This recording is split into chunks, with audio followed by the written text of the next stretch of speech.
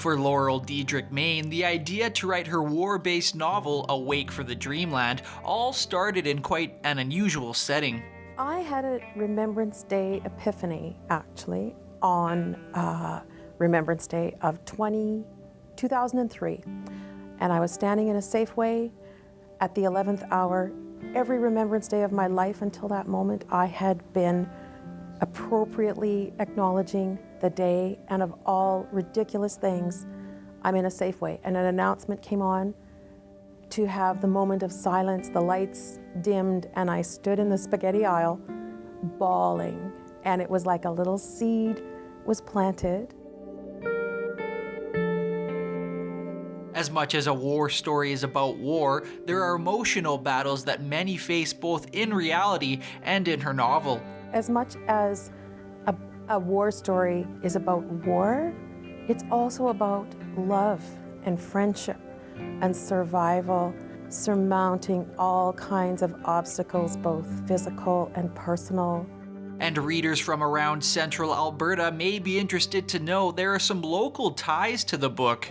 It's certainly an Alberta story. It could be from any city in the country, but it is based around Edmonton, and then England, the Italian campaign, and then back to central Alberta, actually, with a couple of the characters settle in Lacombe.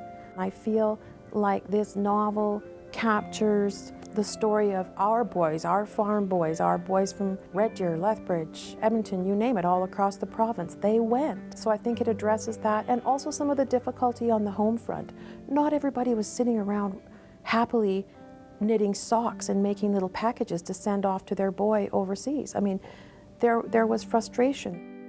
Though a fictional book, Diedrich Main says the book is full of factual information based on her years of research. One thing I was very concerned about was being true to the authentic experience that veterans had. So although the primary characters are fictional, they are a composite of all kinds of veterans that I've interviewed, war brides, women that were on the home front here. And then of course the war research itself was, again, a composite of reading probably somewhere over 50 books and traveling to Sicily and Italy and making sure I got it right.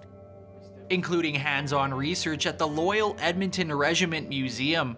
I also was able to, touch the artifacts. I had a lot of support from the regiment in that regard, so I could feel the weight of a rifle. I could feel what the 70 pounds of gear in a haversack would feel like. As for her message to our veterans this Remembrance Day, we will not forget you.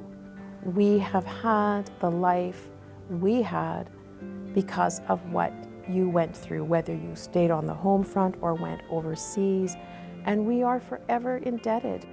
For more information, head to the website on your screen. For Go, I'm Kyle Plansky.